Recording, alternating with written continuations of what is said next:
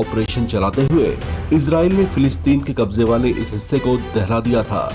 यहाँ उसकी ओर से भीषण एयर स्ट्राइक की गई थी, जबकि गाजा के सबसे बड़े नासिर हॉस्पिटल को टारगेट करते हुए उस पर भी मिसाइल से हमले किए गए थे।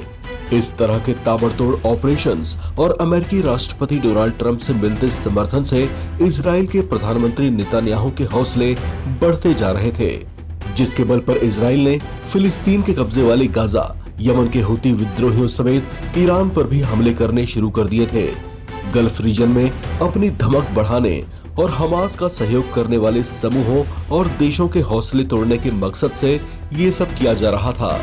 लेकिन ये क्या, अब तक इस युद्ध में जो इजराइल हावी होता दिख रहा था, खुद वही भीषण हमलों की धमक से दहल उठा है।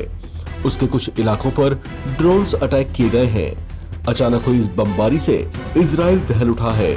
इसमें कितना नुकसान पहुंचा है, इस संबंध में हालांकि अब तक इजराइल ने कोई आधिकारिक जानकारी साझा नहीं की है, लेकिन बताया जा रहा है कि इससे कई इमारतों को नुकसान पहुंचा है, जबकि इस हमले में कुछ लोगों के मारे जाने की भी आशंका है।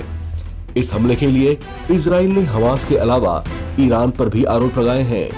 इजरायली फोर्सेस को शक है कि ऐसे हमलों के पीछे ईरान का भी हाथ हो सकता है। हालांकि इजराइल के ऐसे आरोपों पर अभी ईरान की ओर से कोई प्रतिक्रिया नहीं आई है, लेकिन ऐसा माना जा रहा है कि गाजा के हमास से लड़ाकों को ईरान पावर देता रहा है। ऐसी संभावनाओं के बीच ही इजराइल ने कुछ महीने पहले अचानक ईरान पर बमबारी भी की थी, जिसके बाद लगने लगा था कि दोनों देशों के बीच एक नए युद्ध की शुरुआत हो जाएगी। लेकिन इस तकरार के बीच ऐसा होते होते रह गया। लेकिन ईरान की ओर से कहा गया था कि इजराइल को इसका खामियाजा भुगतना पड़ेगा। वहीं कुछ दिन पहले गाजा में एक बड़े अस्पताल पर हमला और उसके बाद 2 दिन पहले ही एक स्कूल पर हमला, जहां पर बड़ी संख्या में शरणार्थी रह रहे थे, वहां पर इजराइल की ओर से बमबारी की गई थी, जिसमें बहुत से लोग मारे गए थे। इसकी खूब जमकर आलोचना हुई। गाजा में फिलिस्तीनी नागरिक रक्षा अधिकारियों ने पुष्टि की थी कि पिछले कुछ दिनों में इजरायली हमले तेज हुए हैं, जो स्थानीय निवासियों के लिए मुश्किल समय है।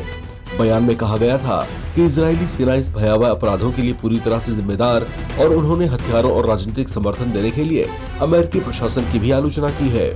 उन्होंने अंतर्राष्ट्रीय समुदाय और संयुक्त राष्ट्र सुरक्षा परिषद से इन जघन्य अपराधों को दर्ज करने के लिए स्वतंत्र जांच टीमों को भेजने की मांग की है। इजराइल के रक्षा मंत्री इजराइल काट्स ने बंधकों की रिहाई को लेकर हमास को कड़ी चेतावनी दी थी। सीज फायर भी इसी मकसद से किया गया था, लेकिन हमास बाद में बंधकों को छोड़ने में हिचकिचाता दिखाई दिया, जिसके बाद इजराइल ने गाजा में अपने सैन्य अभियान तेज कर दिए थे। चर्चाएं हैं कि अब इजराइल अपने हमले और तेज कर सकता है।